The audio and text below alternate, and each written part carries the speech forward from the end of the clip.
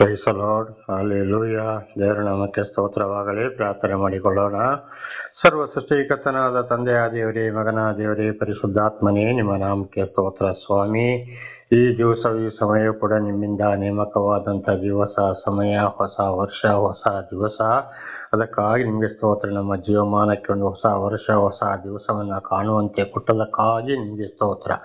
ನಿಮ್ಮ ಪ್ರೀತಿ ಸಹಾಯ ಇಲ್ಲದೆ ಏನು ಮಾಡಲು ಸಾಧ್ಯವಿಲ್ಲ. ನಿಮ್ಮೆಲ್ಲ ಪ್ರೀತಿಗಾಗಿ ಕೃತಜ್ಞತಾ ವಂದನೆಗಳು. ಹಾಗೂ ಈ ದಿವಸದ ಸಂದೇಶವನ್ನು ಕೂಡ ಹೇರಳವಾಗಿ ಆಶೀರ್ವದಿಸಲಿ. ನಿಮ್ಮ ಪವಿತ್ರ ಆತ್ಮರ ಮೂಲಕ ಈ ದಿವಸದ ಎಲ್ಲ ವಾಕ್ಯಗಳನ್ನು ಸಂದೇಶ ಸಾರುವಂತೆ ಮಾಡುತ್ತಾ ಇರುವುದಕ್ಕಾಗಿಯೂ ನಿಮಗೆ ಸ್ತೋತ್ರ. ಯೇಸುವಿನ ನಾಮದಲ್ಲಿ ಪ್ರಾರ್ಥಿಸಿದ್ದೇನೆ, ನಮ್ಮ ತಂದೆಯ ಆಮೆನ್. ಇದನ್ನು ಕೇಳುತ್ತಿರುವ ನನ್ನ ಸಹೋದರ ಸಹೋದರರೇ, ನಿಮಗೂ ಹೊಸ ವರ್ಷದ ಆಶೀರ್ವಾದಗಳು. ದೇವರು ನಿಮ್ಮನ್ನು, ನಿಮ್ಮ ಮಕ್ಕಳನ್ನು ಎಲ್ಲ ರೀತಿಯಲ್ಲಿಯೂ ಹೇರಳವಾಗಿ ಆಶೀರ್ವದಿಸಲಿ. ಯೇಸುವಿನ ನಾಮದಲ್ಲಿ ತಂದೆ, ಆಮೇನ್, ಆಮೇನ್, ಆಮೇನ್. ಇವತ್ತಿನ ಸಂದೇಶದ ಭಾಗವು ಹೊಸ ವರ್ಷದ ವಾಕ್ಯಗಳು. ಹೊಸ ವರ್ಷದ ವಾಕ್ಯಗಳು ಅಂದರೆ, ದೇವರು ಹುಟ್ಟಿದ ನಂತರ 2025ನೇ ವರ್ಷ ಮುಗಿದು 26ನೇ ವರ್ಷಕ್ಕೆ ನಾವು ಕಾಲಿಟ್ಟಿದ್ದೇವೆ. ದೇವರು ನಮ್ಮನ್ನು ಕಾಲಿಡಿಸಿದ್ದಾರೆ 2026ನೇ ವರ್ಷಕ್ಕೆ. ದೇವರ ನಾಮಕ್ಕೆ ಸ್ತೋತ್ರವಾಗಲಿ. ದೇವರು ಅಂದರೆ ಯೇಸು ಕ್ರಿಸ್ತ ಹುಟ್ಟಿದ ಮೇಲೆ ತಾರೀಕು, ತಿಂಗಳು, ವರ್ಷಗಳು ಪ್ರತಿಯೊಂದು ಪ್ರಾರಂಭವಾಯಿತು ಎಂಬುದಾಗಿ ನಾವು ಕ್ರೈಸ್ತ ಪೂರ್ವ ಮತ್ತು ಕ್ರೈಸ್ತ ಶಕ ಎಂಬುದಾಗಿ ಇವತ್ತು ಸರ್ಕಾರಿ ಆಧಾರದಲ್ಲಿ ಕೂಡ ಇದೇ ಇರುವಂಥದ್ದು. ನಾನು ಶಾಲೆಗೆ ಹೋಗುವಾಗ ನಮಗೆ 5ನೇ ತರಗತಿಯಲ್ಲಿ ಸಮಾಜ ಪುಸ್ತಕ ಎಂಬುದಾಗಿ ಒಂದು ಪುಸ್ತಕವಿತ್ತು. ಅದರಲ್ಲಿ ಕೂಡ ಕ್ರೈಸ್ತ ಪೂರ್ವ, ಕ್ರೈಸ್ತ ಶಕ ಇವತ್ತು ಕೂಡ ಸರ್ಕಾರದ ಆಧಾರದಲ್ಲಿ ಅದುವೇ ಇದೆ. ಕ್ರೈಸ್ತ ಅಂದರೆ ಏನು? ದೇವರು. ಯೇಸು ಅಂದರೆ ದೇವರು, ಕ್ರೈಸ್ತ ಅಂದರೆ ರಕ್ಷಕ. ಅಂದರೆ ರಕ್ಷಕನು ಹುಟ್ಟಿದ ಮೇಲೆ ಅಂತ ಇದ್ರೆ ಅರ್ಥ. ರಕ್ಷಕ ಅಂದರೆ ಯಾರು? ದೇವರಿಂದಲೇ ನಮಗೆ, ಸರ್ವ ಸೃಷ್ಟಿಕರ್ತನಾದ ಆ ದೇವರಿಂದಲೇ ನಮಗೆ ರಕ್ಷಣೆ ಹೊರತು ಇನ್ನು ಯಾರಿಂದಲೂ ನಮಗೆ ರಕ್ಷಣೆ ಇಲ್ಲವೇ ಇಲ್ಲ. ದೇವರ ನಾಮಕ್ಕೆ ಸ್ತೋತ್ರವಾಗಲಿ. ಆಗ ಇಲ್ಲೊಂದು ಪ್ರಶ್ನೆ ಬರ್ತದೆ, ದೇವರು ಮೊದಲು ಹುಟ್ಟಲಿಲ್ವೋ ಅಂತೇಳಿ. ಖಂಡಿತವಾಗಿ ದೇವರು ನೋಡಿ, ನಮ್ಮ ವೇದಗಳ ಸಂಸ್ಕೃತದ ಪ್ರಕಾರ, ಭಾರತ ದೇಶದ ಸಂಸ್ಕೃತದ ಪ್ರಕಾರ ನಾವು ನೋಡುವಾಗ 4 ಯುಗಗಳಿವೆ. 3 ಯುಗಗಳಲ್ಲಿ ಒಂದೊಂದು ರೀತಿಯಲ್ಲಿ ಹೇಳಿ ತೋರಿಸ್ತಾ ಹೋಗಿದ್ದು ಹೊರತು ಪಾಪ ಪರಿಹಾರ, ಶಿಲುಬೆ ಮರಣ, ರಕ್ತ ಸುರಿಸಿದ್ದು ಅಲ್ಲಿ ಇಲ್ಲ, ಕಾಣುವುದೇ ಇಲ್ಲ. ಈ ಕೊನೆಯ ಯುಗ ಅಂದರೆ ಕಲಿಯುಗದಲ್ಲಿ ದೇವರು ಸರ್ವ ಸೃಷ್ಟಿಕರ್ತನಾದ ನಮ್ಮ ಸಂಸ್ಕೃತ ಪ್ರಕಾರ ಓಂ ಬ್ರಹ್ಮ ಪುತ್ರಾಯ ನಮಃ, ಓಂ ಕನ್ನಿಕಾ ಸುತಾಯ ನಮಃ, ಓಂ ವಿದುರಸ್ತೆ ನಮಃ. ಅಂದ್ರೇ ಬ್ರಹ್ಮನೇ ಅವತಾರವೆತ್ತಿ ಬರ್ತಾನೆ, ಒಂದು ಕನ್ಯೆ ಗರ್ಭದಲ್ಲಿ ಬರ್ತಾನೆ. ಅವನಿಂದಲೇ ಪಾಪ ಪರಿಹಾರ ಅಂತ ಬರೆಯಲ್ಪಟ್ಟಿದೆ. ಆದರೆ ಅದು ಸ್ಥಳ ಎಲ್ಲಿಂತ ಇಲ್ಲ. ಈ ಕಲಿಯುಗದಲ್ಲಿ ದೇವರು ಈಗಿನ ಇಸ್ರೇಲ್ ರಾಜ್ಯದ ಬೆತ್ಲೆಹೇಮ್ ಎಂಬ ಸ್ಥಳದಲ್ಲಿ ಹುಟ್ಟಿದರು. ಅಲ್ಲಿನ ಹೆಸರು ಯೇಸು. ಅದು ಅರೇಮಿಕ ಭಾಷೆ. ಯೇಸು ಅಂದರೆ ತನ್ನ ಜನರನ್ನು ಪಾಪದಿಂದ ಬಿಡುಗಡೆ ಮಾಡಿ ಕಾಯುವವನು ಅಂತ. ಹಾಗೆ ಇವತ್ತು ಚರ್ಚಿಗೆ ಹೋಗುತ್ತಿಗೆ ಯೇಸು ಎಂಬ ನಾಮದಲ್ಲಿ ನಾವು ಪ್ರಾರ್ಥಿಸಿದಾಗ, ಬೈಬಲ್ ವಾಕ್ಯಕ್ಕೆ ವಿಧೇಯರಾಗಿ ಜೀವಿಸಿದಾಗ ಪಾಪ ಪರಿಹಾರ. ಅದು ಬಿಟ್ಟು ಯಾವುದರಿಂದಲೂ ಪಾಪ ಪರಿಹಾರವಿಲ್ಲ. ದೇವರ ನಾಮಕ್ಕೆ ಸ್ತೋತ್ರವಾಗಲಿ. ಹಾಗೆ ನಮ್ಮ ಸಂಸ್ಕೃತದಲ್ಲಿ ಹಿಂದೆ ಕೂಡ ನಾವು ಬಹಳ ಸಲ ದೇವರ ಹೆಸರನ್ನು ತಿಳ್ಕೊಂಡಿದ್ದೇವೆ. ಸಾಕ್ಷಾತ್ ಬ್ರಹ್ಮ, ವಿಷ್ಣು, ಮಹೇಶ್ವರ, ಶಿವ, ಪರಮೇಶ್ವರ, ಸರ್ವೇಶ್ವರ, ಶ್ರೀಕೃಷ್ಣ ಪರಮಾತ್ಮ, ಆಮೇಲೆ ಶ್ರೀಮನ್ ನಾರಾಯಣ ಎಂಬುದಾಗಿ ಇವತ್ತು ಸರ್ವೇಶ್ವರ, ಪರಮೇಶ್ವರ, ಶ್ರೀನಿವಾಸ, ಭಗವಂತ ಅಂತೆಲ್ಲ ಹೇಳುವಂಥದ್ದು ಬೈಬಲಲ್ಲಿ ಕೂಡ ಬರೆಯಲ್ಪಟ್ಟಿದೆ ಅಂತ ಹಿಂದೆ ನಾವು ಬಹಳ ಸಲ ತಿಳಿದುಕೊಂಡಿದ್ದೇವೆ. ದೇವರ ನಾಮಕ್ಕೆ ಸ್ತೋತ್ರವಾಗಲಿ. ಹಾಗೆ ಯೇಸು ಬೇರೆಲ್ಲ, ಪರಮಾತ್ಮ ಬೇರೆಲ್ಲ, ಭಗವಂತ ಬೇರೆಲ್ಲ, ಸರ್ವೇಶ್ವರ ಬೇರೆಲ್ಲ, ಶಿವ ಬೇರೆಲ್ಲ, ಪರಮೇಶ್ವರ ಬೇರೆಲ್ಲ, ಶ್ರೀಮನ್ನಾರಾಯಣ ಬೇರೆಲ್ಲ, ಶ್ರೀಕೃಷ್ಣ ಪರಮಾತ್ಮ ಬೇರೆಲ್ಲ, ಶ್ರೀನಿವಾಸ ಬೇರೆಲ್ಲ. ಇದು ಒಂದೊಂದು ಅರ್ಥಗಳು. ಕುರಾನಲ್ಲಿ ಅಲ್ಲಾಹ್ ಅಕ್ಬರ್ ಕೂಡ ಬೇರೆ ಅಲ್ಲ. ದೇವರ ನಾಮಕ್ಕೆ ಸ್ತೋತ್ರವಾಗಲಿ. ಹಲ್ಲೆಲೂಯಾ. ಹಾಗೆ ಈ ಕಲಿಯುಗದಲ್ಲಿ ದೇವರು ಮನುಷ್ಯನ ಅವತಾರವಿತ್ತು. ಅಲ್ಲಿ ಹುಟ್ಟಿದಾಗ ಅಲ್ಲಿ ಯೇಸು ಎಂಬ ಒಂದು ಹೆಸರು, ಮಗುವಿಗೆ ದೇವರ ಮಗು ಇದು ಹುಟ್ಟುವಾಗ, ಕನ್ಯಾ ಮರಿಯಮ್ಮನ ಗರ್ಭದಲ್ಲಿ ಹುಟ್ಟುವಾಗ ಅಲ್ಲಿ ದೇವರ ದೂತನ ದರ್ಶನ ಕೊಟ್ಟಿದ್ದು, ನಿನಗೊಬ್ಬ ಮಗ ಹುಟ್ಟುತ್ತಾನೆ, ಯೇಸೆಂದು ನಾಮಕರಣ ಮಾಡು ಅಂತ. ತನ್ನ ಜನರನ್ನು ಪಾಪದಿಂದ ಬಿಡುಗಡೆ ಮಾಡುವವನು. ಹಾಗೆ ಅದಕ್ಕೆ ಕ್ರೈಸ್ತ ಪೂರ್ವ, ಕ್ರೈಸ್ತ ಶಕ ಅಂತ ಬಂತು. ಅಂದರೆ ಸಾಕ್ಷಾತ್ ಪರಬ್ರಹ್ಮನು ಅಂದರೆ ಪರಮಾತ್ಮ, ಭಗವಂತನು ಈಗಲೇ ಹೇಳಿದಾಗೆ ನಮ್ಮ ಸಂಸ್ಕೃತದ ಹೆಸರುಗಳು. ನಮ್ಮ ಭಾರತ ದೇಶದ ಹೆಸರುಗಳು. ಆ ದೇವರು ಅಲ್ಲಿ ಹುಟ್ಟಿದ ಮೇಲೆ ತಾರೀಕು, ತಿಂಗಳು, ವರ್ಷ ಪ್ರತಿಯೊಂದು ಪ್ರಾರಂಭವಾಯಿತು. ಹಾಗೆ ಇವತ್ತು ಪ್ರಾರಂಭವಾದ ಮೇಲೆ 2026ನೇ ಇಸವಿಗೆ ದೇವರು ನಮ್ಮನ್ನು ಕಾಲಿಡಿಸಿದ್ದಾರೆ. ಆ ವಚನವನ್ನು ಇವತ್ತು ನಾವು ನೋಡಿಕೊಳ್ಳೋಣ. ದೇವರ ನಾಮಕ್ಕೆ ಸ್ತೋತ್ರವಾಗಲಿ. ಆದಿಕಾಂಡ 3ನೇ ಅಧ್ಯಾಯ 15ನೇ ವಚನ ನೋಡುವಾಗ, ನಿನಗೂ ಈ ಸ್ತ್ರೀಗೂ ನಿನ್ನ ಸಂತಾನಕ್ಕೂ ಈ ಸ್ತ್ರೀಯ ಸಂತಾನಕ್ಕೂ ಹಗೆತನ ಇರುವ ಹಾಗೆ ಮಾಡುವೆನು.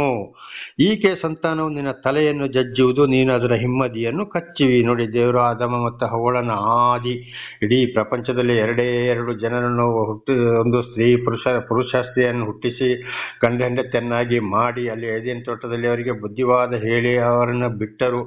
ಆಗ ಸೈತಾನ ಬಂದು ಹವ್ವಳನ್ನು ಅಲ್ಲಿ ಪೀಡಿಸಿದಾಗ ಆದಿಕಾಂಡ 3ನೇ ಅಧ್ಯಾಯ 1ರಿಂದ 7ರವರೆಗೆ ಓದುವಾಗ ಇದನ್ನೇ ನಾವು ತಿಳಿದುಕೊಳ್ಳಬಹುದು.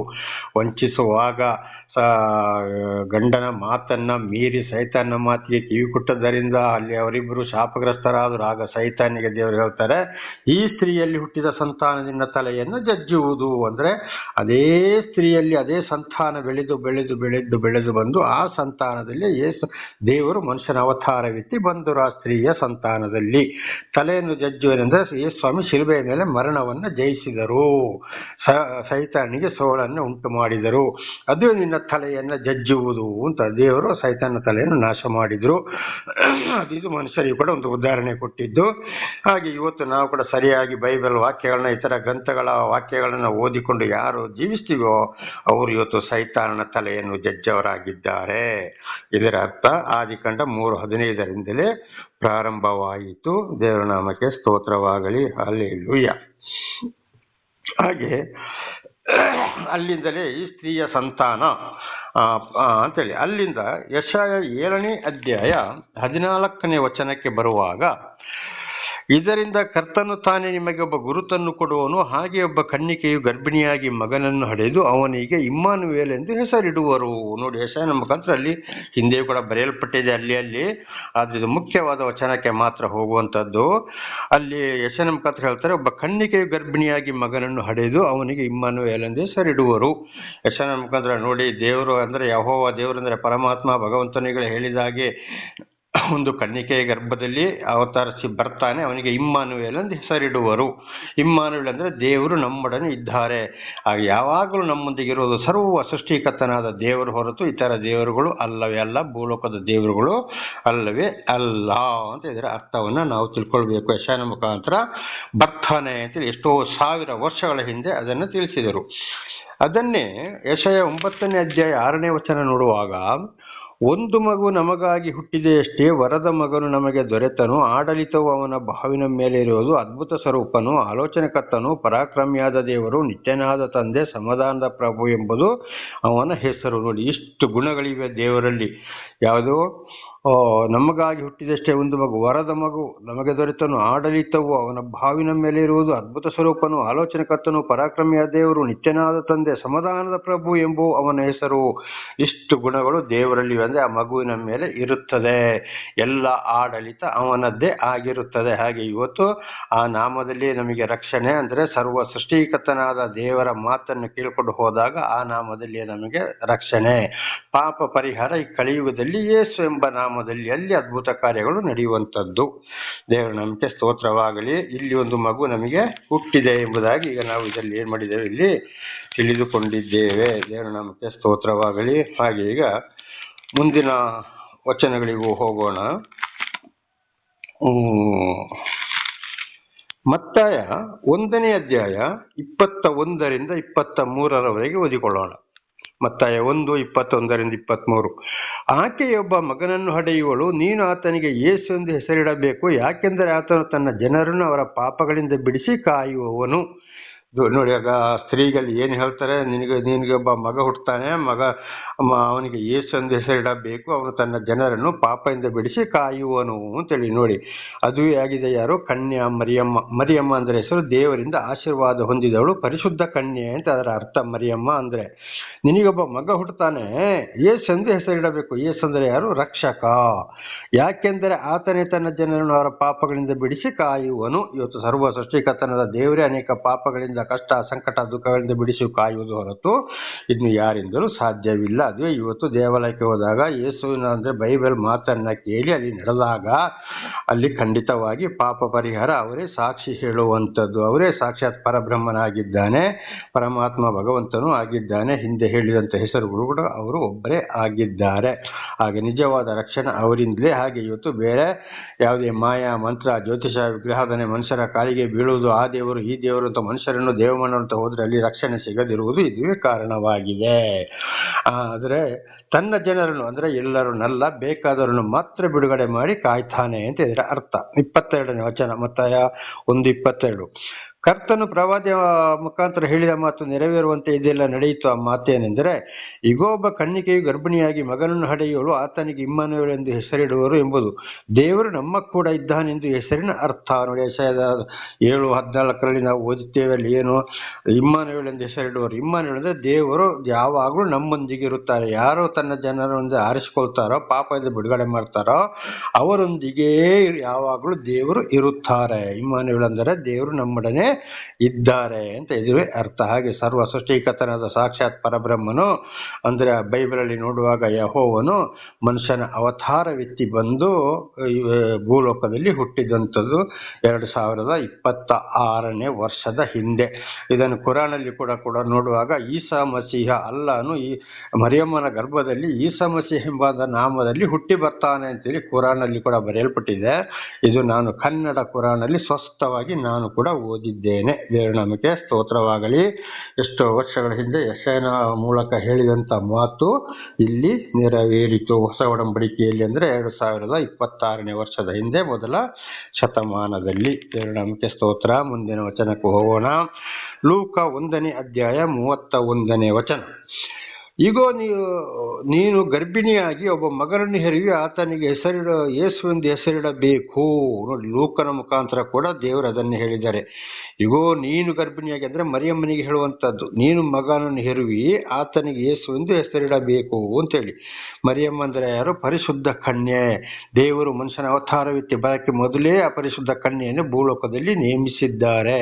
ಅವರಿಗೆ ಹೇಳ್ತಿರುವಂತೀನಿ, ಒಬ್ಬ ಮಗನನ್ನು ಹೆರಿಯವನಿಗೆ ಯೇಸು ಅಂದರೆ ರಕ್ಷಕನೆಂದು ಹೆಸರಿಡಬೇಕು ಅಂತ ಇದರ ಅರ್ಥ. ಹಾಗೆ 34ನೇ ವಚನಕ್ಕೆ ಹೋಗುವ. ಇದು ಹೇಗಾದೀತು? ನಾನು ಪುರುಷನನ್ನು ಅರಿತಲಿಲ್ಲವಲ್ಲ ಎಂದು ಕೇಳಿದಕ್ಕೆ ದೂತನು, ನಿನ್ನ ಮೇಲೆ ಪವಿತ್ರಾತ್ಮ ಬರುವುದು, ಪರಾತ್ಪರನ ಶಕ್ತಿಯ ನೆರಳು ನಿನ್ನ ಮೇಲೆ ಬೀಳುವುದು, ಅದರಿಂದ ಹುಟ್ಟಿದ ಪವಿತ್ರ ಶಿಶು ದೇವರ ಮಗನೆನಿಸಿಕೊಳ್ಳುವನು. ಆದರೆ ಗಂಡನಿಂದ ಗರ್ಭ ಧರಿಸಲಿಲ್ಲ. ಗಂಡ ಜೋಸೆಫ್ ಇದ್ದ, ಅಲ್ಲಿ ಗಂಡನ ಮುಖಾಂತರ ಗರ್ಭ ಧರಿಸಲಿಲ್ಲ. ದೇವರ ನೆರಳು ಬಿದ್ದಾಗ ಅಲ್ಲಿ ಮರಿಯಳು ಗರ್ಭಿಣಿಯಾಗಿ ಮಗನನ್ನು ಹೆತ್ತಳು. ಅದು ಪವಿತ್ರ ಶಿಶು. ದೇವರ ನಾಮಕ್ಕೆ ಸ್ತೋತ್ರವಾಗಲಿ. ಲೋಕನ ಮುಖಾಂತರ ಕೂಡ ಅದನ್ನೇ ದೇವರು ಏನು ಮಾಡಿದ್ದಾರೆ ಈಗ ನಮಗೆ ತಿಳಿಸಿಕೊಟ್ಟಿದ್ದಾರೆ. ಗಂಡನಿಗೆ ಅಲ್ಲದೆ ರಕ್ತ ಸಂಬಂಧದಿಂದ ಹುಟ್ಟಲಿಲ್ಲ. ಇದು ಪವಿತ್ರಾತ್ಮನ ನೆರಳು ಅಂದರೆ ದೇವರಿಂದ ನೀನು ಆಶೀರ್ವಾದ ಹೊಂದಿದ್ದೀಯಾ ಎಂಬುದಾಗಿಂದರೆ ಮನುಷ್ಯನ ಅವತಾರವೆತ್ತಿ ಭೂಲೋಕಕ್ಕೆ ಬಂದರು. ಇದು ಯೋಹಾನ 1ನೇ ಅಧ್ಯಾಯ 1ರಿಂದ 3ರವರೆಗೆ ಕೂಡ ನಾವು ಓದುವಾಗ, ಆದಿಯಲ್ಲಿ ವಾಣಿ ಇತ್ತು, ವಾಣಿಯು ದೇವರ ಬಳಿಯಲ್ಲಿತ್ತು, ಆತನ ಮೂಲಕವೇ ಸರ್ವವು ಉಂಟಾಯಿತು ಎಂಬುದಾಗಿ ನಾವಲ್ಲಿ ಓದುತ್ತೇವೆ. ಆದಿಕಾಂಡ 1ನೇ ಅಧ್ಯಾಯ ಇದಕ್ಕೆ ನಮಗೆ ಪುಷ್ಟಿ ನೀಡುತ್ತದೆ. ಆಮೇಲೆ ಯೋಹಾನ 1:14 ನೋಡುವಾಗ, ಮನುಷ್ಯನ ಅವತಾರವೆತ್ತಿ ಮನುಷ್ಯರ ಮಧ್ಯದಲ್ಲಿ ಹುಟ್ಟಿದನು. ದೇವರ ನಾಮಕ್ಕೆ ಸ್ತೋತ್ರವಾಗಲಿ. ನೋಡಿದ್ವಿ, ಹುಟ್ಟಿದ ಕನ್ಯೆ ಗರ್ಭದಲ್ಲಿ. ಹಾಗೆ ಕನ್ಯೆ ಗರ್ಭದಲ್ಲಿ ಸರ್ವ ಸೃಷ್ಟಿಕರ್ತನ ಭಗವಂತ ಪರಮಾತ್ಮನು ಯೇಸು ಎಂಬ ನಾಮದಲ್ಲಿ ಅಲ್ಲಿ ಹುಟ್ಟಿ 2025 ವರ್ಷ ಕಳೆದು 26 ವರ್ಷಕ್ಕೆ ದೇವರು ನಮ್ಮನ್ನು ಕಾರಿಡಿಸಿದ್ದಾರೆ. ದೇವರ ನಾಮಕ್ಕೆ ಸ್ತೋತ್ರವಾಗಲಿ. ಹಲ್ಲೆಲೂಯಾ. ಹಾಗೆ ಈಗ ಮುಂದಿನ ವಚನಗಳಿಗೂ ಹೋಗೋಣ. ಯೇಸಪ್ಪ ಸ್ತೋತ್ರ ಸ್ವಾಮಿ. ಹಲ್ಲೆಲೂಯಾ. ಮೀಕ ಈಗ ಸರಿ, ದೇವರು ಹುಟ್ಟಿ ಬರುತ್ತಾರೆ ಎಂಬುದನ್ನು ಈಗ ನಾವು ನೋಡಿಕೊಂಡಿದ್ದೇವೆ. ಆದರೆ ದೇವರು ಹುಟ್ಟಿದ ಸ್ಥಳ ಯಾವುದು? ದೇವರು ಹುಟ್ಟಿದ ಸ್ಥಳ ಇಸ್ರೇಲಲ್ಲಿ ಎಲ್ಲಿ ಎಂಬುದನ್ನು ಈಗ ನಾವು ನೋಡಿಕೊಳ್ಳೋಣ. ಮೀಕ 5ನೇ ಅಧ್ಯಾಯ 2ನೇ ವಚನ. ಎಫ್ರಾತಾದ ಬೆತ್ಲೆಹೇಮೆ, ನೀನು ಯಹೂದ ಗ್ರಾಮಗಳಲ್ಲಿ ಚಿಕ್ಕದಾಗಿದ್ದರೂ ಇಸ್ರೇಲರನ್ನು ಆಳತಕ್ಕವನು ನಿನ್ನೊಳಗಿಂದ ನನಗಾಗಿ ಹೊರಡುವನು. ದೇವರ ನಾಮಕ್ಕೆ ಸ್ತೋತ್ರವಾಗಲಿ. ನೋಡಿ, ಎಷ್ಟೋ 2025ನೇ ವರ್ಷದ ಹಿಂದೆ, ಎಷ್ಟೋ ಸಾವಿರ ವರ್ಷಗಳ ಹಿಂದೆ ಮೀಕ ಎಂಬಂತೇಳಿ ಒಂದು ಪ್ರವಾದಿಯ ಮುಖಾಂತರ ಹೇಳಿದ ಮಾತು, ಬೆತ್ಲೆಹೇಮಿನಲ್ಲಿ ಹುಡ್ತಾನೆ ಈ ಸರ್ವ ಸೃಷ್ಟಿಕರ್ತನಾದ ದೇವರು ಯೆಹೋವ ಅಂದರೆ ಪರಮಾತ್ಮ, ಭಗವಂತನು, ಸಾಕ್ಷಾತ್ ಪರಮಾತ್ಮನು ಅವತಾರವೆತ್ತಿ ಒಂದು ಇದು ಬೆತ್ಲೆಹೇಮ್ ಇಸ್ರೇಲ್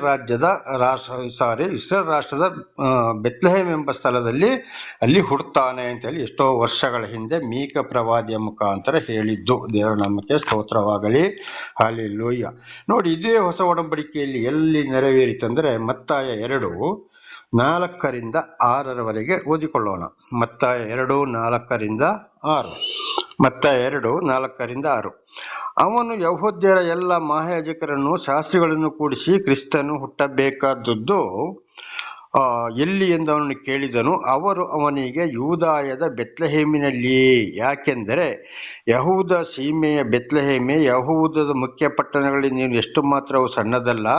ಒಬ್ಬ ಅಧಿಪತಿ ನಿನ್ನೊಳಗಿಂದಲೇ ಹೊರಡುವನು, ಆತನು ತನ್ನ ಪ್ರಜೆಯಾದ ಇಸ್ರಾಯೇಲನ್ನು ಆಳತಕ್ಕವನು ಎಂಬುದಾಗಿ ಪ್ರವಾದಿಯ ಮುಖಾಂತರ ಬರೆದದೆ ಎಂದು ಹೇಳಿದನು. ಪ್ರವಾದಿ ಅಂದರೆ ಯೆಶಾಯನ ಮುಖಾಂತರ ಹಿಂದೆ ನಾವು ತಿಳ್ಕೊಂಡಿದ್ದೇವೆ. ಯೆಶಾಯ 7:14 ಮತ್ತು 9:6. ಹೀಗೆ ಮೀಕ 5:6 ಕೂಡ ನೋಡುವಾಗ ಈ ಸರ್ವ ಸೃಷ್ಟಿಕರ್ತನ ದೇವರು ಮನುಷ್ಯನ ಅವತಾರವೆತ್ತಿ ಇಸ್ರೇಲ್ ದೇಶದ ಬೆತ್ಲೆಹೇಮ್ ಎಂಬ ಸ್ಥಳದಲ್ಲಿ ಹುಟ್ಟಿದ್ದಾನೆ ಅಂತೇಳಿ ಒಂದು ಅರಸ ಕೇಳ್ತಾ ಇರುವಾಗ ಅರಸನಿಗೆ ಆ ಜೋಯಿಸರು ಏನ್ ಮಾಡ್ತಾರೆ, ಅಲ್ಲಿ ಅವನಿಗೆ ತಿಳಿಸಲ್ಪಡ್ತಾರೆ. ದೇವರ ನಾಮಕ್ಕೆ ಸ್ತೋತ್ರವಾಗಲಿ. ಅವನು ಬೆತ್ಲೆಹೇಮಿನಲ್ಲಿ ಹುಡ್ತಾನೆ ಅಂತೇಳಿ. ಹಾಗೆ ದೇವರು ಹುಟ್ಟಿದ್ದಲ್ಲಿ ಈ ಕಲಿಯುಗದಲ್ಲಿ ಮನುಷ್ಯನ ಅವತಾರವಿತ್ತಿ ಅಂದ್ರೆ ಲೋಕದ ಪಾಪಗಳಿಗಾಗಿ ಮನುಷ್ಯನ ಅವತಾರವಿತ್ತಿ ಬಂದು ಒಂದು ಕನ್ಯೆಯ ಗರ್ಭದಲ್ಲಿ ಹುಟ್ಟಿದ್ದೆ ಅಂದ್ರೆ ಸಾಕ್ಷಾತ್ ಪರಮಾತ್ಮನು, ಭಗವಂತ ಪರಮಾತ್ಮನ ಹಿಂದೆ ನಮ್ಮ ಸಂಸ್ಕೃತದಲ್ಲಿ ಹೇಳಿದಂತ ಹೆಸರುಗಳೆಲ್ಲ ಗೊತ್ತಿದೆ. ಅದು ಯೇಸು ಎಂಬ ನಾಮದಲ್ಲಿ ಹುಟ್ಟಿದ್ದು. ಅಲ್ಲಿ ಹುಟ್ಟಿದ ನಂತರ ತಿಂಗಳು, ತಾರೀಕು, ದಿವಸಗಳೆಲ್ಲ ಲೆಕ್ಕವಾಯಿತು. ಹಾಗೆ 2026ನೇ ವರ್ಷಕ್ಕೆ ದೇವರು ನಮ್ಮನ್ನ ಕಾಲಿಡಿಸಿದ್ದಾರೆ. ದೇವರು ಮನುಷ್ಯನ ಮೊದಲು ಹುಟ್ಟಿದ್ದಾರೆ, ಪಾಪ ಪರಿಹಾರಕ್ಕಾಗಿ ಹುಟ್ಟಿ ಶಿಲುಬೆಯ ಮರದ ಶಿಲುಬೆಯನ್ನು ಏರಿ ರಕ್ತವನ್ನು ಸುರಿಸಿ ಪಾಪ ಪರಿಹಾರಕ್ಕೆ ಅದುವೇ ಕಾರಣ. ಹಾಗೆ ದೇವರಲ್ಲಿ ಹುಟ್ಟಿ 2026ನೇ ವರ್ಷಕ್ಕೆ ನಮ್ಮನ್ನು ಕಾಲಿಡಿಸಿದ್ದಾರೆ. ಈ ಪಾಪ ಪರಿಹಾರಕ್ಕಾಗಿ ಹುಟ್ಟಿದ ಸ್ಥಳವೇ ಇಸ್ರೇಲ್ ರಾಷ್ಟ್ರದ ಬೆತ್ಲೆಹೇಮ್ ಎಂಬ ಸ್ಥಳದಲ್ಲಿ. ದೇವರ ನಾಮಕ್ಕೆ ಸ್ತೋತ್ರವಾಗಲಿ, ಹಲ್ಲೆಲೂಯಾ. ಹಾಗೆ ಈಗ ಮುಂದಿನ ವಚನಕ್ಕೂ ಕೂಡ ಹೋಗೋಣ. ಯೋಹಾನ 7:42 ವಚನ. ಯೋಹಾನ 7:42. ಇನ್ನು ಕೆಲವರು, ಕ್ರಿಸ್ತನು ಗಲಿಲಾಯದಿಂದ ಬರುವುದು ಹೇಗೆ? ದಾವೀದನ ಸಂತಾನದಿಂದಲೂ ದಾವೀದನು ಇದ್ದ ಬೆತ್ಲೆಹೇಮ್ ಎಂಬ ಗ್ರಾಮದಿಂದಲೂ ಕ್ರಿಸ್ತನು ಬರುವನು ಎಂಬುದಾಗಿ ಶಾಸ್ತ್ರದಲ್ಲಿ ಉಂಟಲ್ಲವೇ ಎಂದು ಹೇಳಿದರು.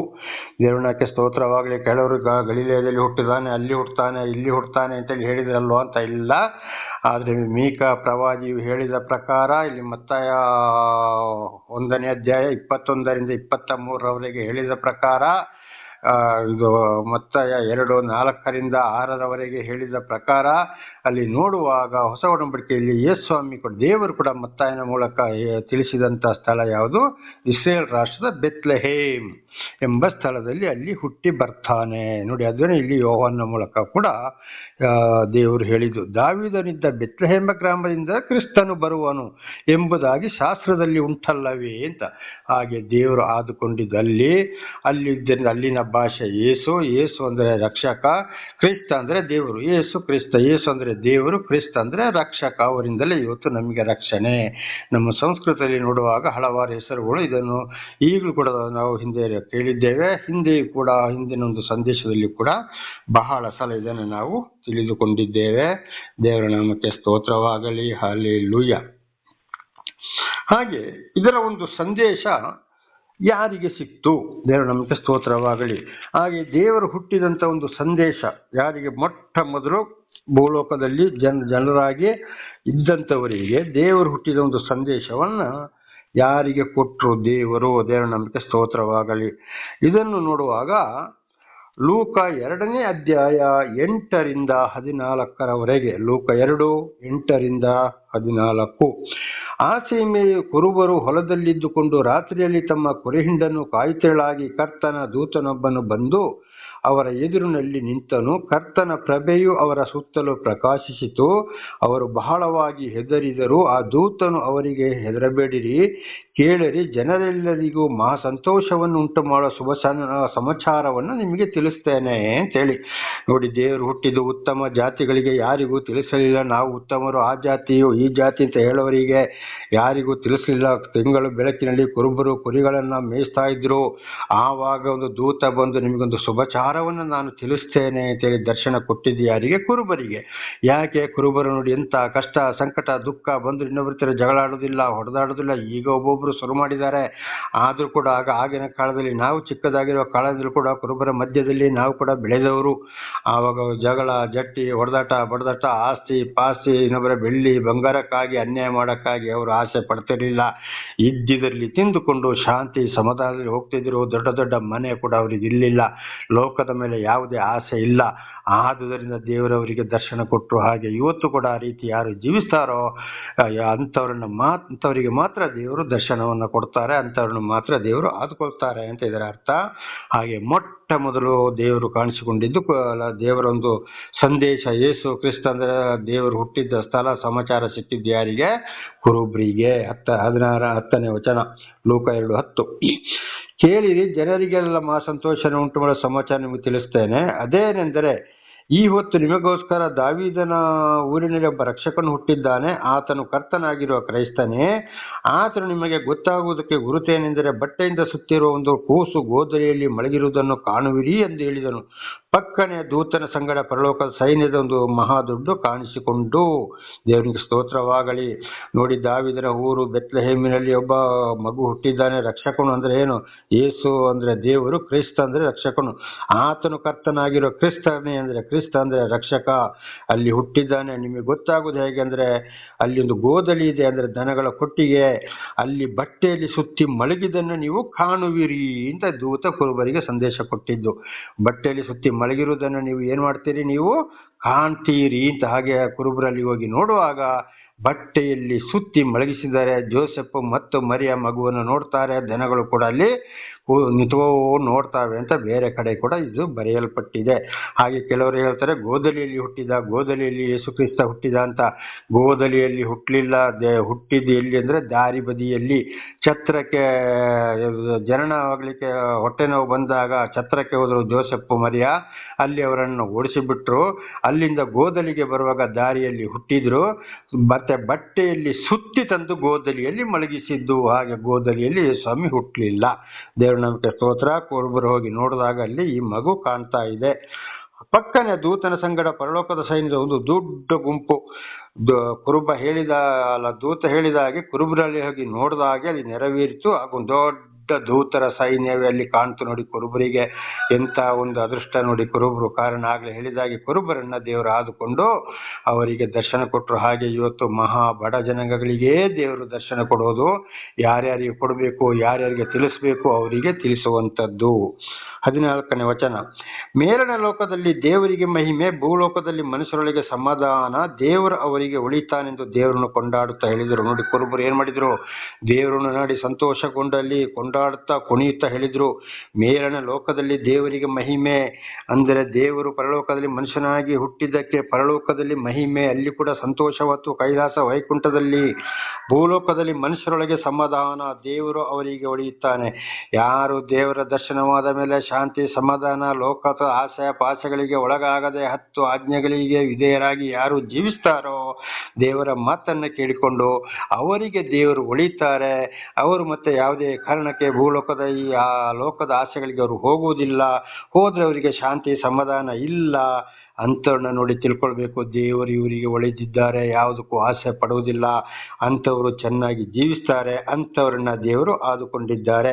ಅದಕ್ಕೆ ನೋಡಿ ಹೇಳಿದ್ದು, ಭೂಲೋಕದಲ್ಲಿ ಮನುಷ್ಯರೊಳಗೆ ಸಮಾಧಾನ, ದೇವರವರಿಗೆ ಒಳಿತಾನೆ ಎಂದು ದೇವರನ್ನು ಕೊಂಡಾಡುತ್ತಾ ಹೇಳಿದರು.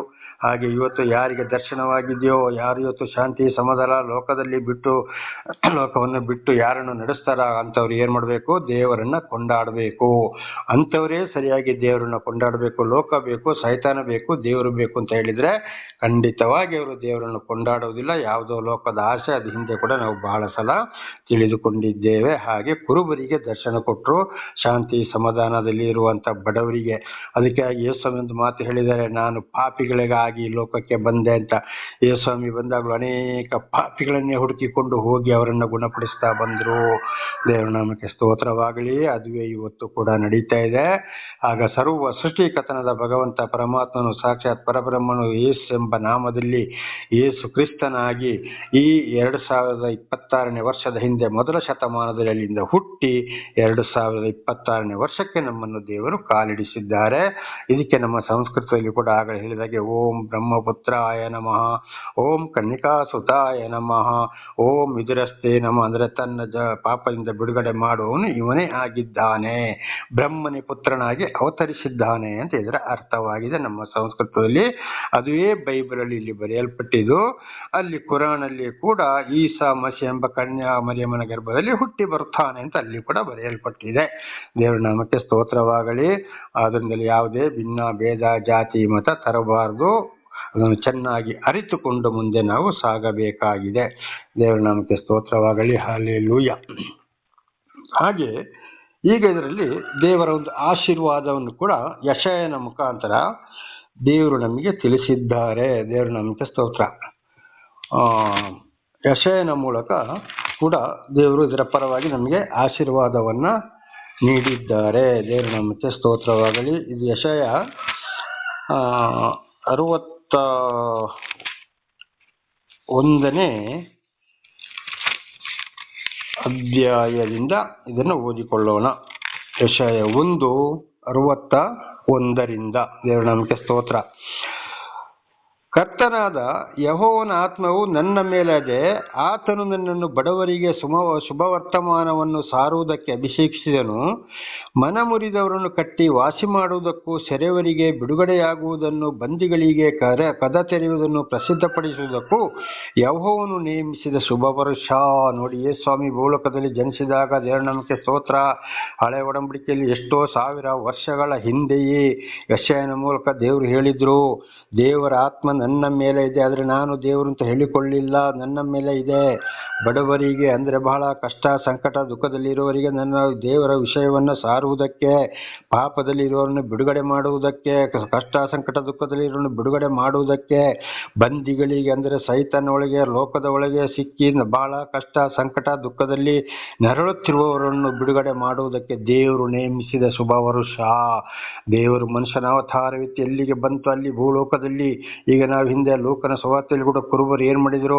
ಪರಲೋಕದಲ್ಲಿ ಕೂಡ ಇದು ಮೇಲಿನ ಲೋಕದಲ್ಲಿ ದೇವರಿಗೆ ಮಹಿಮೆ, ದೇವರು ಯಾರಿಗೆ ಉಳಿತಾರೋ ಅವರು ದೇವರನ್ನು ಕೊಂಡಾಡುವರು ಎಂಬುದಾಗಿ ನಾವು ಓದುತ್ತೇವೆ.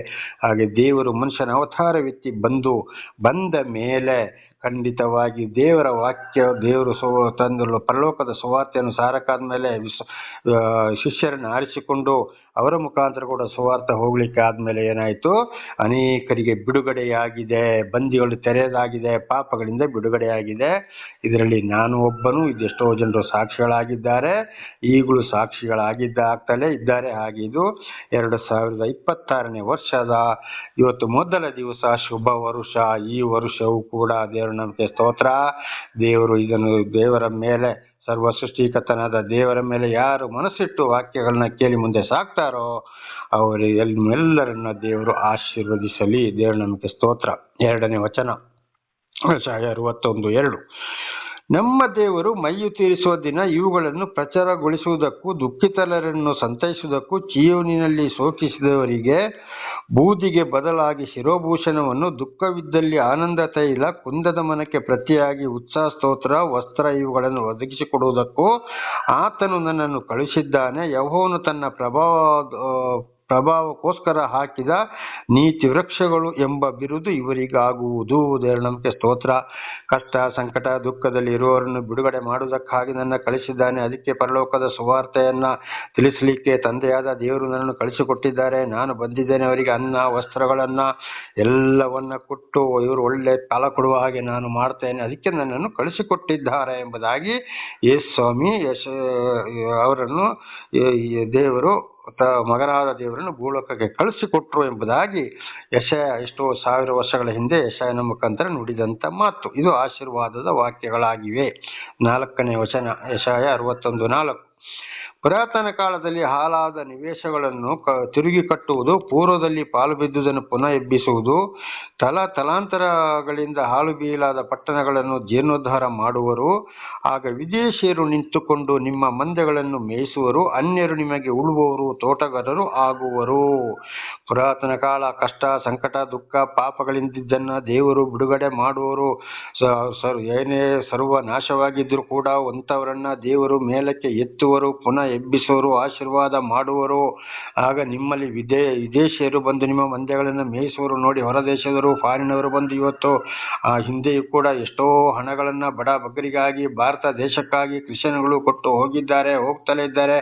ಈಗ ಸ್ವಲ್ಪ ಕಡಿಮೆಯಾಗಿದೆ.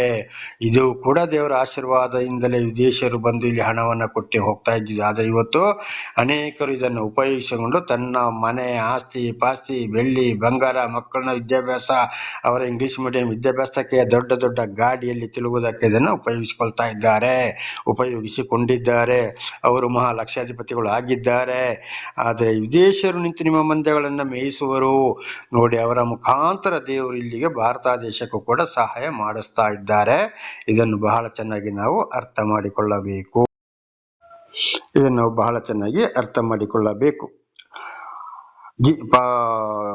ಹಾಳು ಬೀಳದ ಪಟ್ಟಣಗಳನ್ನು ಜೀರ್ಣೋದ್ಧಾರ ಮಾಡುವರು. ನೋಡಿ, ಅನೇಕರಿಗೆ ಮನೆ ಮಠ ಇಲ್ಲದವರಿಗೆ, ಅವರಿಗೆ ತೊಂದರೆ ಆಗಲಿಕ್ಕೆ, ಇವತ್ತು ಮನೆಗಳನ್ನ ಕಟ್ಟಲಿಕ್ಕೆ, ದೇವಾಲಯಗಳನ್ನ ಕಟ್ಟಲಿಕ್ಕೆ ನಾನಾ ರೀತಿಗೆ ವಿದೇಶಿ ಹಣ ಎಷ್ಟೋ ಹರಿದು ಬರ್ತಾ ಇತ್ತು. ಅದನ್ನು ಇವತ್ತು ಸ್ವಂತವಾಗಿ ನುಂಗಿದ್ದಾರೆ. ಇದು ಎಲ್ರಿಗೂ ಗೊತ್ತಿದೆ. ಆ ವಿಷಯ ಈಗ ಬೇಡ, ಈಗಲೂ ಅದುವೇ ಆಗ್ತಾ ಇದೆ. ಹಾಗೆ ವಿದೇಶಿಯರನ್ನು ಕೂಡ ದೇವರು ಭಾರತ ದೇಶಕ್ಕೆ ಕಳಿಸಿದ್ದು ಅವರೇ. ಅವರ ಮುಖಾಂತರ ಸಹಾಯ ಮಾಡಿಸಿದ್ದು ಕೂಡ ಯಾರು? ದೇವರು. ಮಂದೆಗಳನ್ನು ವಿದೇಶಿಯರು ಕಾಯುವರು. ನೋಡಿ, ಇದುವೇ 5ನೇ ವಚನ, ಯೆಶಾಯ 61:5. ಆಗ ವಿದೇಶಿಯರು ನಿಂತುಕೊಂಡು ನಿಮ್ಮ ಮಂದೆಗಳನ್ನು ಮೇಯಿಸುವರು, ಅನ್ಯರು ನಿಮಗೆ ಉಳುವರು, ತೋಟಗಾರರು ಆಗುವರು. ಆಗ ನೋಡಿ, ಹಾಗೆ ಆಗಿದ್ದ ದೇವರ ಮಾತನ್ನು ಕೇಳಿದವರು ಅನ್ಯರು ಏನ್ ಮಾಡಿದ್ದಾರೆ? ದೇವರಿಗೆ ವಿರುದ್ಧವಾಗಿರೋರೆಲ್ಲವರನ್ನ ದೇವರು ಆದುಕೊಂಡವರ ಕಾಲ ಕೆಳಗೆ ಹಾಕಿದ್ದಾರೆ. ಅವರದ್ದು ದೇವರ ಮಕ್ಕಳಿಗೆ ಅದನ್ನ ಆಸ್ತಿ ಪಾಸ್ತಿಯನ್ನು ಕೊಡಿಸಿದ್ದಾರೆ, ಸಹಾಯ ಮಾಡಿದ್ದಾರೆ. ಎಷ್ಟೋ ಇವತ್ತು ಕಷ್ಟ, ಸಂಕಟ, ದುಃಖದಲ್ಲಿ ಇದ್ದವರನ್ನ ದೇವರು ಉದ್ಧಾರ ಮಾಡಿದ್ದಾರೆ ವಿದೇಶಿಯರ ಮುಖಾಂತರ. ಇದರ ಅರ್ಥ. 6. ನೀವು ಯೆಹೋವನ ಯಾಜಕರೆಂಬ ಬಿರುದನ್ನು ಹೊಂದುವಿರಿ. ಜನರು ನಿಮ್ಮನ್ನು ನಮ್ಮ ದೇವರ ಸೇವಕರೆಂದು ಕರೆಯುವರು. ಜನಾಂಗಗಳ ಆಸ್ತಿ ಪಾಸ್ತಿಯನ್ನು ಅನುಭವಿಸುವಿರಿ, ಅವುಗಳ ವೈಭವಗಳನ್ನು ಪಡೆದು ಹೊಗಳಿಕೊಳ್ಳುವಿರಿ. ನೋಡಿ, ಅನೇಕರು ಏನ್ ಮಾಡ್ತಾರೆ? ದೇವರ ಆಶೀರ್ವಾದದಿಂದ ಯಾಜಕರು ಅಂದರೆ ದೇವರ ಸೇವೆಯನ್ನ ಮಾಡುವವರು, ಕೆಲವರು ಸತ್ಯ ಸುವಾರ್ತೆ ಸಾರುವವರು, ದೇವರ ಸೇವಕರುಗಳು ಅಂತ ಹೇಳಿ ಅನೇಕರು ನಿಮಗೆ ಆಸ್ತಿ ಪಾಸ್ತಿಯನ್ನು ಕರೆದು ಕೊಡುವರು. ಇವತ್ತು ಬ್ಯಾಂಕಲ್ಲಿ ಸಾಲ ಮಾಡಿಕೊಂಡು ಬೆಳ್ಳಿ ಬಂಗಾರ ಅಡವಿಟ್ಟುಕೊಂಡು ಇನ್ನೊಬ್ಬರ ಹತ್ರ ಚರ್ಚು ಅಂತ ಹೇಳ್ಕೊಂಡು ಇದು ಮಾಡೋದು ದೇವರ ಆಶೀರ್ವಾದ ಅಲ್ಲ. ಜನಗಳೇ ಬನ್ನಿ, ನಾವು ಸ್ಥಳ ಕೊಡ್ತೇವೆ, ನೀವು ಇಲ್ಲೊಂದು ದೇವಾಲಯ ಕಟ್ಟಿ, ನೀವು ಇಲ್ಲೊಂದು ಮನೆ ಕಟ್ಟಿ ಅಂತೇಳಿ ತಾನಾಲೆ ಯಾರು ಕರೆದು ಕೊಡ್ತಾರೋ ಅದುವೇ ದೇವರ ಆಶೀರ್ವಾದ. ಸತ್ಯ ಸುವಾರ್ತೆಯನ್ನು ಖಂಡಿತ ಮುಲಾಜಿಲ್ಲದೆ ಸಾರ್ತಾರೆ. ಉದಾಹರಣೆಗೆ ಸ್ಥಾನಿಕ ಯೋಹಾನ, ಎಲಿಯ, ಎಲಿಶಾ, ಯೋಹಾನ, ಯಾಕೋಬ, ಪೇತ್ರ, ಹಳೆ ಒಡಂಬಡಿಕೆಯಲ್ಲಿ ಪ್ರವಾದಿಗಳು, ಇವರೆಲ್ಲ ಎಲ್ಲಿಯೂ ಏನ್ ಮಾಡಿದ್ದಾರೆ? ಯಾವುದೇ ಲೋಕದ ಆಸ್ತಿ ಪಾಸ್ತಿಗಳಿಗೆ ಆಸೆ ಪಡದೆ ಸುವಾರ್ತೆಯನ್ನು ಸಾರಿದ್ದಾರೆ. ಅಂಥವ್ರನ್ನ ಇವತ್ತು ದೇವರ ಆತ್ಮ ಇರೋರು ನಿಜವಾದ ಸೇವಕರು ಎಂದು ಕರೆಯುವರು. ಅಂತ ಸೇವಕರುಗಳಿಗೂ ಇವತ್ತು ಎಲ್ಲಿಯೋ ಒಂದು ಅಪರೂಪ. ಹಾಗೆ ಜನಾಂಗಗಳ ಆಸ್ತಿಯನ್ನು ಅನುಭವಿಸಿರಿ. ಅಂಥವರಿಗೆ ಕೂಡ ದೇವರ ಆಶೀರ್ವಾದ ಇದ್ದವರು ಆಸ್ತಿಯನ್ನು ದಾನವಾಗಿ ಕೊಡ್ತಾರೆ. ದಾನವಾಗಿ ಯಾರು ಕೊಟ್ಟರೋ ಅವರು ಅದು ದೇವರೇ ಕೊಡಿಸುವಂಥದ್ದು.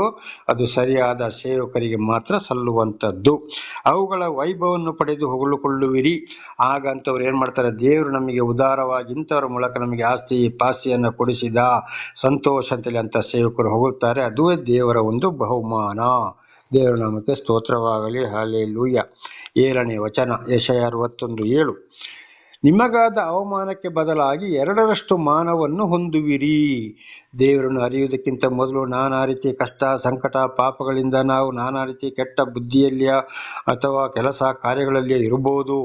ಆವಾಗ ದೇವರಲ್ಲಿ ದರ್ಶನ ಕೊಟ್ಟು ಬಿಡುಗಡೆ ಮಾಡಿದ ಮೇಲೆ ದೇವರ ಆರಿಸಿಕೊಂಡ ಪ್ರವಾದಿ ಸಾಕ್ಷಿಗಳ ಮುಖಾಂತರ ಸುವಾರ್ತೆ ಬಂದು ಪವಿತ್ರ ಆತ್ಮರ ಮೂಲಕ ನಮ್ಮನ್ನು ಅಲ್ಲಿಂದ ಬಿಡುಗಡೆ ಮಾಡಿದ ಮೇಲೆ ಏನು ಮಾಡ್ತಾರೆ, ನಮ್ಮನ್ನು ಸರಿಯಾದ ಮಾರ್ಗದಲ್ಲಿ ನಡೆಸಿ ಇತರರಿಗೆ ಆಶ್ಚರ್ಯವನ್ನು ಉಂಟು ಮಾಡುವ ಹಾಗೆ ಮಾಡ್ತಾರೆ. ಇದು ನನ್ನ ಜೀವಿತದಲ್ಲಿ ನಡೆಯಿತು, ಅನೇಕರ ಜೀವಿತದಲ್ಲಿ ಕೂಡ ಇವತ್ತು ಸಾಕ್ಷಿಗಳ ಜೀವಿತದಲ್ಲಿ ನಡೆದು ಹೋಗಿದೆ. ಇದುವೇ ದೇವರಿಂದ ಆಶೀರ್ವಾದ, ಅದುವೇ ಯೇಸು ಕ್ರಿಸ್ತನಿಂದ ಬಂದಂಥ ಒಂದು ವರದಾನ, ಇದುವೇ ಯೆಹೋವ ಯೇಸು ಕ್ರಿಸ್ತ ಅಂತ ಹೇಳುವಂಥದ್ದು. ಇದುವೇ 2026ನೇ ವರ್ಷದ ಹಿಂದಿನ ಮೊದಲ ಶತಮಾನದಲ್ಲಿ ಮನುಷ್ಯನ ಅವತಾರವೆತ್ತಿ ಬಂದಿದ್ದು ಇದಕ್ಕೆ, ಪಾಪಿಗಳನ್ನು ಬಿಡುಗಡೆ ಮಾಡುವುದಕ್ಕಾಗಿ ಮತ್ತು ಇಡೀ ಲೋಕದ ಪಾಪಗಳಿಗಾಗಿ ರಕ್ತವನ್ನು ಸುರಿಸಿ ಪರಿಹಾರ ಮಾಡುವುದಕ್ಕೋಸ್ಕರವೇ ಮನುಷ್ಯನ ಅವತಾರವೆತ್ತಿ ಬಂದು 2026ನೇ ವರ್ಷದ ಮೊದಲ ದಿವಸಕ್ಕೆ ನಮ್ಮನ್ನು ದೇವರು ಕಾಲಿಡಿಸಿದರು.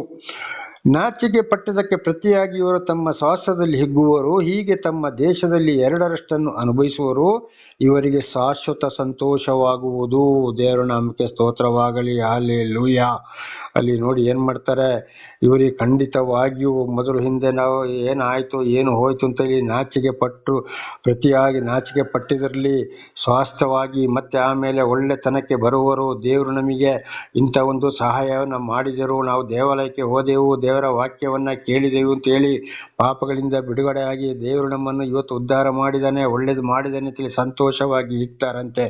ಹಾಗೆ ದೇವರು ನಮಗೆ ಏನೇನು ಈ ದೇಶದಲ್ಲಿ ಇವತ್ತು, ಉದಾಹರಣೆಗೆ ನಾವು ಭಾರತ ದೇಶದಲ್ಲಿದ್ದೇವೆ, ಅದರಲ್ಲಿ ನಾವು ಇರುವಾಗ ನಮಗೆ ಇಲ್ಲಿ ಮೊದಲು ಇದ್ದಕ್ಕಿಂತಲೂ 2ರಷ್ಟು ಸಂತೋಷವನ್ನು ನಮಗೆ ಕೊಟ್ಟು ಮತ್ತು ನಮ್ಮನ್ನು ಯಾವ ರೀತಿ ಆಶೀರ್ವಾದ ಮಾಡ್ತಾ ಬರ್ತಾರೋ ಅದನ್ನು ದೇವರಿಂದಲೇ ಬರುವಂಥದ್ದು. ಅದಕ್ಕೆ ಹೇಳಿದ್ದು 2ರಷ್ಟನ್ನು ಅನುಭವಿಸುವರು, ಬೇಕಾಗಿದ್ದನ್ನು ಕೊಟ್ಟು ದೇವರು ಹೇರಳವಾಗಿ ನಡೆಸ್ತಾರೆ. ಇವತ್ತು ನನ್ನ ಜೀವಿತದಲ್ಲಿ ಕೂಡ ಅದುವೇ ಆಗಿದೆ.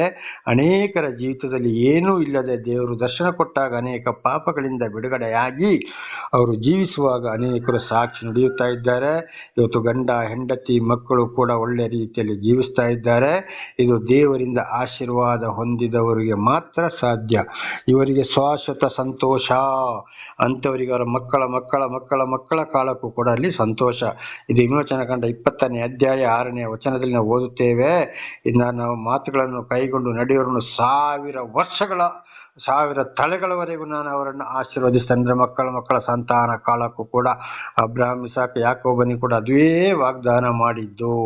ಹಾಗೆ ಇವತ್ತು ದೇವರು ಯಾರನ್ನು ಆರಿಸ್ಕೊಳ್ತಾರೋ, ಯಾರಿಗೆ ಉಳಿತಾರೋ, ಮನುಷ್ಯನ ಅವತಾರವೆತ್ತಿ ಬಂದಾಗ ದೇವರು ಸುವಾರ್ತೆ ಸಾರಿ ಯಾರ ಪಾಪಗಳನ್ನ ಬಿಡುಗಡೆ ಮಾಡಿದ್ದಾರೋ ಅಲ್ಲಿಂದ ದೇವರು ಪ್ರವಾದಿಗಳನ್ನು ಸಾಕ್ಷಿಗಳನ್ನು ಆರಿಸಿಕೊಂಡಿದ್ದಾರೆ. ಹಳೆ ಒಡಂಬಡಿಕೆಯಲ್ಲಿ ಪ್ರವಾದಿಗಳು, ಹೊಸ ಒಡಂಬಡಿಕೆಯಲ್ಲಿ ಸಾಕ್ಷಿಗಳನ್ನು ಆರಿಸಿಕೊಂಡು ಯಾರ ಬಳಿಗೆ ಕಳಿಸಬೇಕು ಅಲ್ಲಿಗೆ ಕಳಿಸಿದಾಗ ಅಲ್ಲಿ ಪಾಪಗಳಿಂದ ಬಿಡುಗಡೆ ಮಾಡಿ ಯಾರು ದೇವರನ್ನು ಮತ್ತೆ ಸಂಪೂರ್ಣವಾಗಿ ಲೋಕದ ವಿಷಯಕ್ಕೆ ಹೋಗದೆ ದೇವರನ್ನು ಹಿಂಬಾಲಿಸ್ತಾರೋ, ಯಾವುದೇ ಕಷ್ಟ ಸಂಕಟ ದುಃಖಗಳು ಬಂದ ಹಾಗೆ ದೇವರ ಪ್ರವಾದಿಗಳು ಸಾಕ್ಷಿಗಳು ಯೇಸುಸ್ವಾಮಿ ಕೂಡ ಯಾವ ರೀತಿ ಕಷ್ಟ ಸಂಕಟ ದುಃಖ ಬಂದರೂ ಪರಲೋಕದ ಕಡೆಗೆ ನೋಡಿ ಜೀವಿಸಿದರು, ಮರಣ ಹೊಂದಿದರು.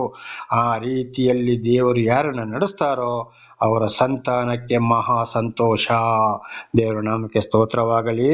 ಇದುವೇ ಇವತ್ತು ದೇವರ ಆಶೀರ್ವಾದವಾಗಿದೆ ನನ್ನ ಸಹೋದರ ಸಹೋದರಿಯರೇ.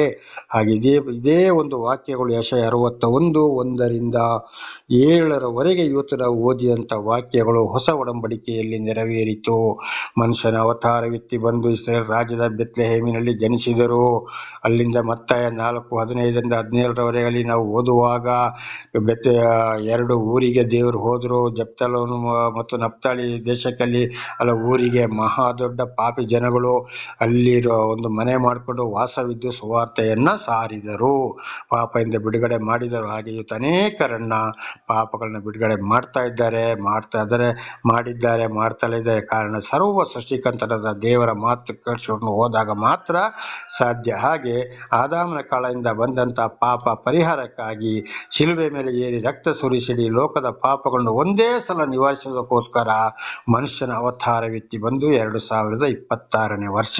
ನಮ್ಮ ಸಂಸ್ಕೃತದಲ್ಲಿ ಓಂ ಬ್ರಹ್ಮಪುತ್ರಾಯ ರುದ್ರಾಯ ನಮಃ, ಓಂ ಕನ್ನಿಕಾಸುತಾಯ ನಮಃ, ಓಂ ವಿದುರಸ್ತೆ ನಮಃ ಅಂತೇಳಿ ಅಲ್ಲಿ ನೋಡ್ತಾಗಲೇ ಪರಮಾತ್ಮ ಭಗವಂತನು ಬ್ರಹ್ಮನು ಅವರೇ ಆಗಿದ್ದಾರೆ, ಇಲ್ಲಿ ಯೇಸು ಕ್ರಿಸ್ತನು ಆಗಿದ್ದಾರೆ.